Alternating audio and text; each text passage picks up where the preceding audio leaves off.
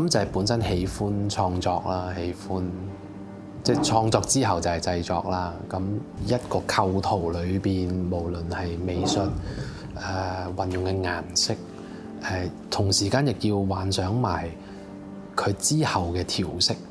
當中演員嘅節奏，佢哋一呼一吸，佢哋講嗰個對白嘅字數。當你 take 咗一個project 嘅時候，其實你已經會幻想到 OK 呢一個故事，呢個 scale，呢個 caliber，你面對嘅演員。我諗喺前期或者甚至乎喺編寫劇本嘅時候，已經可以幻想到佢有幾煩啊！咁我諗呢個都係當中嘅一種樂趣嚟嘅，即係苦與樂咯啊！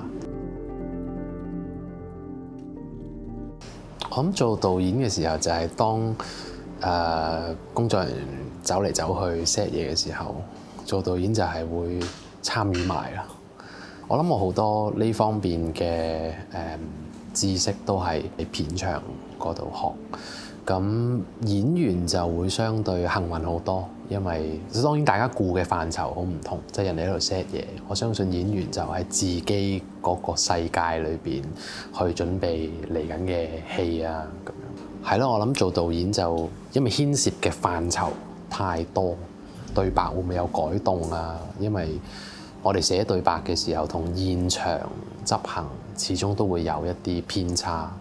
咁點樣可以將現場嘅演繹同最當初腦海裏邊幻想嗰個畫面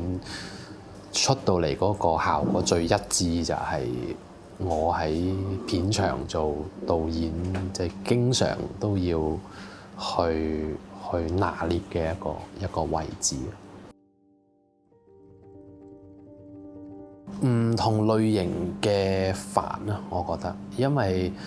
殭屍嗰陣時，一來我年紀亦都輕啲啦，嗰陣時拍嘅時候28歲，《風林火山》就係32歲。可能大家覺得其實唔係相差好遠，但係其實係有分別。咁當然唔係淨係我個人嘅分別啦，即係你一個片場點樣嘅題材，點樣去 execute 嗰個鏡頭裏邊需要到嘅 element 其實都唔同。譬如拍殭屍為例，佢係一個好即係佢唔係一個現實嘅題材，但係喺拍攝嘅期間，你一定會遇到好多現實嘅問題，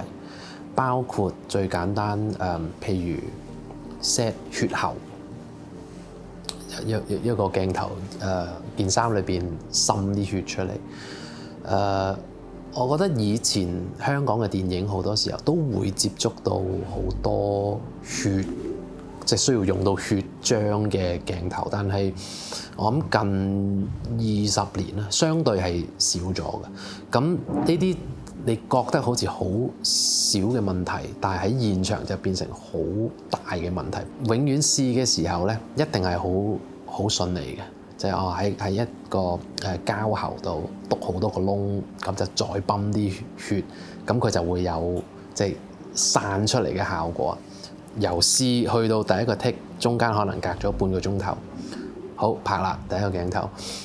第一個 take， 咁佢會出現問題，就係因為本身你試嘅時候，因為嗰條管裏邊係冇血，你係泵血入去，咁佢咪可以好自然咯。但係你半個鐘頭之後就開始第一 take 嘅時候，裏邊嘅血係已經凝固咗㗎啦。咁所以變咗你再泵嘅時候冇反應咯，因為嗰啲篤咗好多個窿之後，嗰啲窿就會塞晒。咁我覺得呢啲就係整個團隊都要一齊去經歷呢啲經驗，即係相對你好多電影都牽涉到需要咁樣做，你自然就會有多咗經驗。但係相對近年嘅電影可能好少需要到咁大量嘅血嘅時候，變咗大家都好似第一次去接觸呢樣嘢。咁我覺得係 trial and error 咁樣。咁所以頭先血喉呢個只不過係其中一個example， 當中實在太多